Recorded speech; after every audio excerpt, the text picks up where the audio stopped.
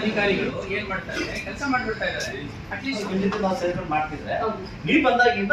ಕೋಲಾರ ನಗರದ ಜಿಲ್ಲಾ ಪಂಚಾಯಿತಿ ಕಚೇರಿಯಲ್ಲಿ ನಡೆದ ದಿಶಾ ಸಭೆ ತೀವ್ರ ವಾಕ್ಸಮರಕ್ಕೆ ಸಾಕ್ಷಿಯಾಯಿತು. ಮುಳಬಾಗಿಲು ಕ್ಷೇತ್ರದಲ್ಲಿ ಕಾನೂನು ಸುವ್ಯವಸ್ಥೆ ಹದಗೆಟ್ಟಿದೆ ಎಂದು ಜನಪ್ರತಿನಿಧಿಗಳು ಆಕ್ರೋಶ ಹೊರಹಾಕಿದ್ರು.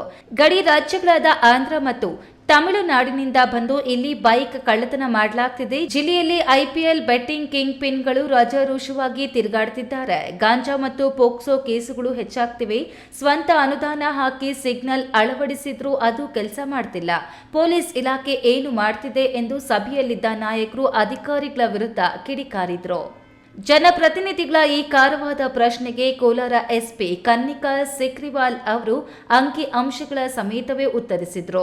ಜಿಲ್ಲೆಯಲ್ಲಿ ಅಪರಾಧ ಚಟುವಟಿಕೆಗಳ ಮೇಲೆ ತೀವ್ರ ನಿಗಾ ಇರಿಸಲಾಗಿದೆ ಎಂದು ಸ್ಪಷ್ಟಪಡಿಸಿದ ಅವರು, ಇದುವರೆಗೂ ಅಪರಾಧ, ಗಾಂಜಾ, ಬೆಟ್ಟಿಂಗ್, ಅಕ್ರಮ ಮದ್ಯ ಮಾರಾಟದ 432 ಪ್ರಕರಣ ದಾಖಲಾಗಿದೆ. 28 ಐಪಿಎಲ್ ಪ್ರಕರಣ ದಾಖಲು ಮಾಡಲಾಗಿದೆ. ಆರೋಪಿಗಳನ್ನು ಬಂಧಿಸಿರುವ ಕುರಿತು ಪೊಲೀಸರು ಇಲಾಖೆ ಕೈಗೊಂಡಿರುವ ಕ್ರಮಗಳ ರಿಪೋರ್ಟ್ ಕಾರ್ಡ್ ಮುಂದಿಟ್ಟರು. ಮುಳಬಾಗಿಲಲ್ಲಿ ಏನು ಆಕ್ಚುಲಿ ನಾನು ಈಗ ನನ್ನ ಲಾಸ್ಟ್ ಒಂದು ಪ್ರೆಸ್ ಮೀಟ್ ಮಾಡ್ತಾ ಗಮನದಲ್ಲಿ ಪ್ರೆಸ್ ಮೀಟ್ ಮಾಡ್ತಾರೆ.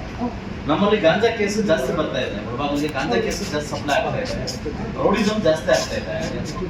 ಸರ್ ರೌಡಿಸಮ್ ಕಂಟ್ರೋಲ್ ಮಾಡಲಿಕ್ಕೆ ಸರ್ ನಾವು ಆಲ್ರೆಡಿ ಸೊ ಟ್ರಾಫಿಕ್ ಜಾಸ್ತಿ ಆಗ್ತಾ ಇದೆ.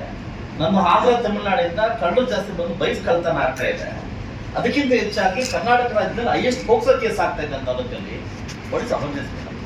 So we are doing awareness programs in all the schools and colleges, sir. We are telling parents that before marriageable age they cannot marry their children, girl child, sir. We are spreading awareness about it, and whatever pokso cases reported, we are immediately taking action, sir, regarding all those. Sir, regarding traffic, sir, maximum people were deploying on the road, and we have installed CCTVs in Mulbagal in some 30 locations, sir. And we are taking so this ITMS Chalan system we want to introduce, sir. And we are hoping ITMS cases. ಅಧಿಕಾರಿಗಳು ಹಾಗೂ ಜನಪ್ರತಿನಿಧಿಗಳ ನಡುವೆ ಚರ್ಚೆ ಜೋರಾಗ್ತಿದ್ದಂತೆ ಮಧ್ಯ ಪ್ರವೇಶಿಸಿದ ಕೋಲಾರ ಸಂಸದ M Mallesh Babu ಅವರು ಅಧಿಕಾರಿಗಳಿಗೆ ಮಹತ್ವದ ಸಲಹೆಯೊಂದನ್ನು ನೀಡಿದರು. ಅಧಿಕಾರಿಗಳು ಯಾರು ಕೂಡ ಜನಪ್ರತಿನಿಧಿಗಳನ್ನ ಕಡೆಗಣಿಸಬಾರದು. ಅವರ ಸಹಕಾರ ಮತ್ತು ಸಮನ್ವಯದೊಂದಿಗೆ ಕೆಲಸ ಮಾಡಿದ್ರೆ ಮಾತ್ರ ಸರ್ಕಾರದ ಯೋಜನೆಗಳು ಮತ್ತು ಕಾನೂನು ಸುವ್ಯವಸ್ಥೆ ಜನರನ್ನ ಸರಿಯಾಗಿ ತಲುಪಲು ಸಾಧ್ಯ ಎಂದು ಕಿವಿಮಾತು ಹೇಳಿದರು. ಒಟ್ಟಿನಲ್ಲಿ ಕೋಲಾರದಲ್ಲಿ ಅಪರಾಧ ಮುಕ್ತ ಜಿಲ್ಲೆಯನ್ನಾಗಿ ಮಾಡಲು ಪೊಲೀಸ್ ಇಲಾಖೆ ತಕ್ಕ ಮಟ್ಟಿಗೆ ಕ್ರಮ ಕೈಗೊಂಡಿದ್ರು. ಜನಪ್ರತಿನಿಧಿಗಳು ಮಾತ್ರ ಇನ್ನೂ ಹೆಚ್ಚಿನ ಬಿಗಿ ಕ್ರಮಕ್ಕೆ ಆಗ್ರಹಿಸುತ್ತಿದ್ದಾರೆ.